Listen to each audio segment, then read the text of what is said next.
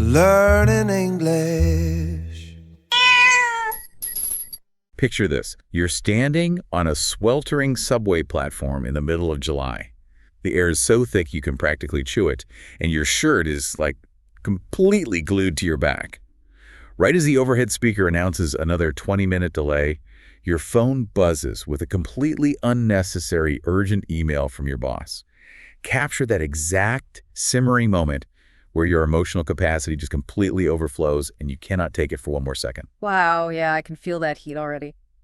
Welcome back to Radio Aikai. Quick recap by Noelia, Lesson 89, Useful Phrases. I'm fed up. Today's mission is all about mastering the exact English expressions we need when our patience finally runs dry and we've reached our absolute limit. Here's the key sentence. I'm so fed up with this math homework. One more time. I'm so fed up with this math homework. This phrase captures that exact tipping point of frustration perfectly. Yeah, it really does. And, the origin of fed up is actually quite literal. It comes from the agricultural practice of feeding animals until they are completely full and they just physically refuse to eat anything more. Oh, wow, I didn't know that. Yeah, so when we apply it to our emotions, we use the word with to directly connect that stuffed, overfull feeling to the specific target of our annoyance. Right, like the homework. Exactly. And when we drop the word so right before it, it elevates the intensity of that frustration even higher. I love that literal origin because it makes perfect sense if you think about it like going to a massive all-you-can-eat buffet. Oh, yeah, for sure. You've eaten way past the point of enjoyment,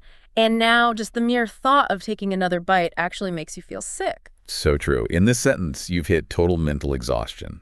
You simply cannot consume one more math equation without, losing your mind. Yeah, exactly. Here's the first phrase. Let's just go somewhere else. I'm fed up with waiting for a table. One more time. Yeah. Let's just go somewhere else. I'm fed up with waiting for a table. This structure shows exactly how flexible the phrase can be. Yeah. But in the last example, with pointed directly to a physical thing, the math homework. Right, a concrete noun. Exactly. But here, it points to waiting, which is an action.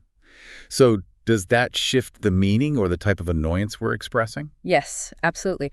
By following with a gerund and ing verb functioning as a noun, like waiting, you signal a very specific type of annoyance. Like what?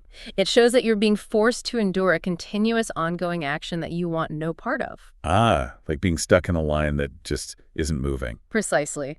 What makes this example so effective, though, is how it pairs that frustration with a proposed solution. The let's just go somewhere else part. Exactly. It perfectly communicates that the limit has been reached, and you are actively pivoting from complaining to fixing the problem. Yeah, a really productive pivot.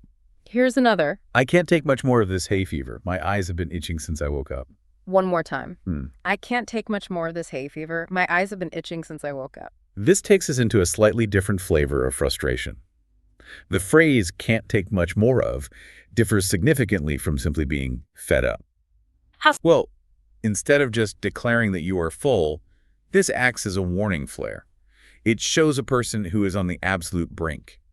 Right. They're still barely holding on, but they're actively cautioning you that they will not last much longer. I see the distinction.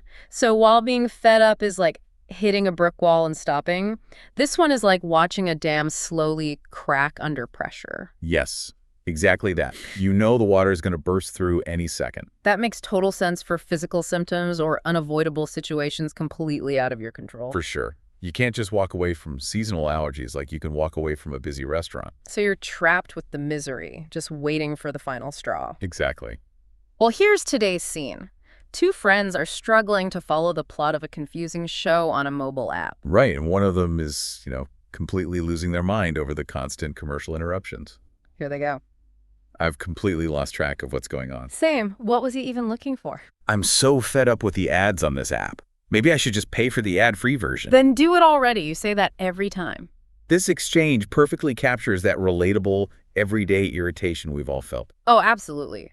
They start by using the phrase lose track of, which is such a great visual. Yeah, it paints a picture of following a path in the woods and suddenly realizing you have completely lost your bearings. They are totally lost in the narrative weeds of the show. Exactly. And notice the mechanism of adding the word even into the question, what was he even looking for? Yeah, by injecting even, you're signaling to the other person that you've bypassed standard logic. You aren't just asking for plot facts anymore. Right, you're expressing exasperation that the situation is so confusing.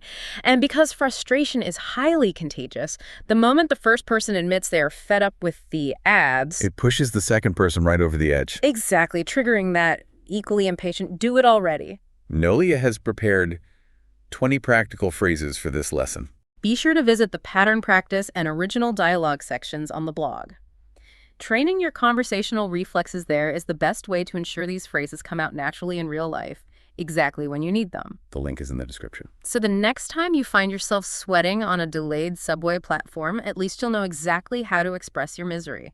Keep practicing, and we'll see you next time.